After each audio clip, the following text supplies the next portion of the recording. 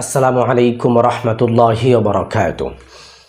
সম্মানিত দর্শক, যে সমস্ত বিবাহিত পুরুষদের তারা আগের মতো তাদের স্ত্রীকে সময় দিতে পারছেন না, আগে আপনি যে পরিমাণ সময় দিতে পারতেন এখন আপনি আগের চাইতে একেবারে অনেকটাই কমে গেছে, বলতে গেলে আপনার 3 ভাগের 2 ভাগই কমে গেছে। আগে আপনার দৈনিক 3 থেকে 4 বার আপনার চাহিদা হতো, কিন্তু এখন সপ্তাহে একবারও আপনার চাহিদা হচ্ছে না, এখন আর শক্ত হয় না। যাদের এই উত্থানজনিত এই সমস্যাটা রয়েছে, এই সমস্যার জন্য আমি আজকে ঘরোয়া পদ্ধতিতে একটি ভেষজের কথা বলবো। এই ভেষজটি যদি আপনি নিজে ঘরোয়া উপায়ে তৈরি করে আপনি কিছুদিন পর্যন্ত খেতে পারেন, ইনশাল্লাহ আপনার উত্থানজনিত সমস্যা হবে না, আপনার জিনিসটা শক্ত হবে এবং দীর্ঘক্ষণ পর্যন্ত শক্ত হয়ে থাকবে। সম্মানিত দর্শক, আজকের ভিডিওটি অত্যন্ত গুরুত্বপূর্ণ হতে চলেছে। ভিডিওটি 1 সেকেন্ডও স্কিপ করবেন না, ভিডিওটি শুরু থেকে শেষ পর্যন্ত ধৈর্য সহকারে দেখতে থাকুন। তো সম্মানিত দর্শক, চলুন আমরা কথা লম্বা না করে সরাসরি মূল ভিডিওটি শুরু করি।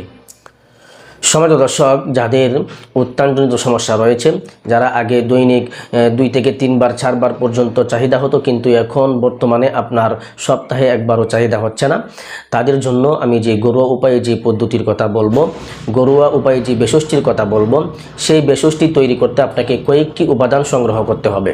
সর্বপ্রথম আপনাকে সংগ্রহ করতে হবে দারচিনি, 2 নম্বরে আপনাকে সংগ্রহ করতে হবে জৈত্রিক এবং 3 নম্বরে আপনাকে সংগ্রহ করতে হবে জাতিফল, 4 নম্বরে আপনার সংগ্রহ করতে হবে সাদা তিল এবং 5 নম্বরে আপনাকে সংগ্রহ করতে হবে সরিষা দানা।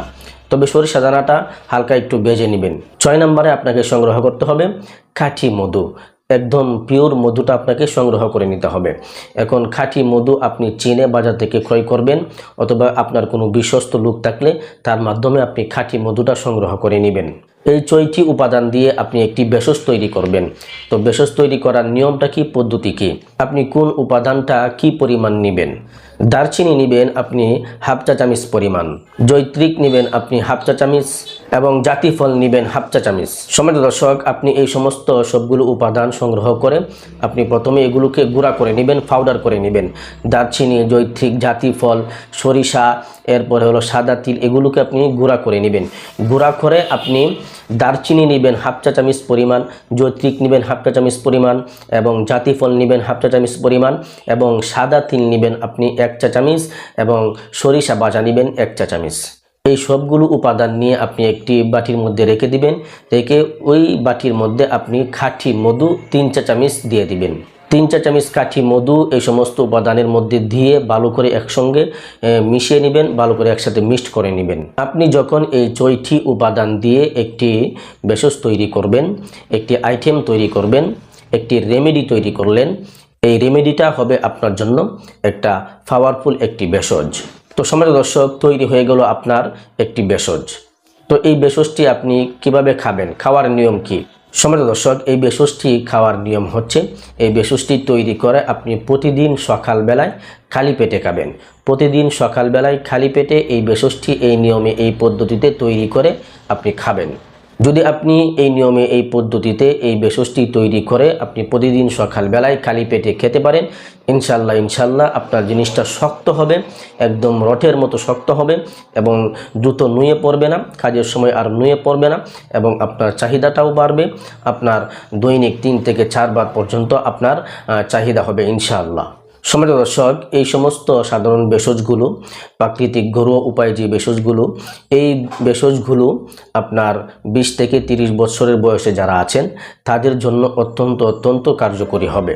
যাদের বয়স একটু বেশি হয়ে গেছে, 40+, 50, 60+ হয়ে গেছে, তাদের ক্ষেত্রে হয়তোবা কিছুটা কম কাজ করতে পারে। যাদের বয়স বেশি হয়ে গেছে, 40, 50, 60+ হয়ে গেছে, তাদের যখন এই উত্থানজনিত সমস্যা দেখা দিবে, টাইমিংয়ের সমস্যা দেখা দিবে, আপনারা সেই ক্ষেত্রে মেডিসিন ব্যবহার করতে পারেন। প্রাকৃতিক ভেষজগুলো, যেগুলো আয়ুর্বেদিকের ইউনানির ভেষজগুলো আছে, প্রাকৃতিক প্রোডাক্টগুলো আছে, সেগুলো আপনারা ব্যবহার করতে পারেন। কারণ মানুষের, একটা পুরুষের যখন বয়সটা বাড়তে থাকে, বয়স যখন 50, 60+ হয়ে যায়, তখন তার দেহের মধ্যে হরমোন শূন্যতা দেখা দেয়, হরমোনের ঘাটতি দেখা দেয়। আর যার দেহের মধ্যে হরমোনের ঘাটতি যত বেশি, তার এই সমস্যাটা তত বেশি। তার পানিটা পাতলা হয়ে যাবে, উত্থানের সমস্যা হবেই হবে, এবং টাইমিং তো একেবারেই নাই বললেই চলবে। এরকম কঠিন সমস্যা যাদের বয়স বেশি এবং এরকম কঠিন সমস্যার মধ্যে পড়ে আছেন, তাদের ক্ষেত্রে আমি পরামর্শ দিব আপনি এরকম ঘরোয়া কোনো ভেষজ সেবন করবেন না। করলেও আপনার তেমন আশানুরূপ কোনো ফল হবে না। আপনি সেই ক্ষেত্রে আপনি আয়ুর্বেদিক বা ইউনানির কোনো ভেষজ প্রাকৃতিক প্রোডাক্টগুলো আপনি ব্যবহার করতে পারেন। তবে আপনাকে সেই প্রাকৃতিক প্রোডাক্টগুলো, ভেষজগুলো আপনাকে দীর্ঘ সময় নিয়ে খেতে হবে।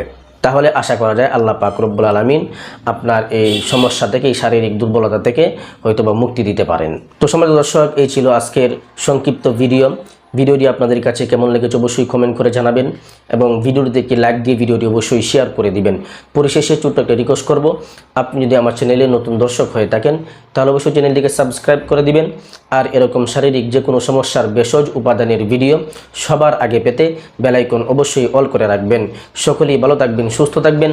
আসসালামু আলাইকুম ওয়া রাহমাতুল্লাহি ওয়া বারাকাতুহু।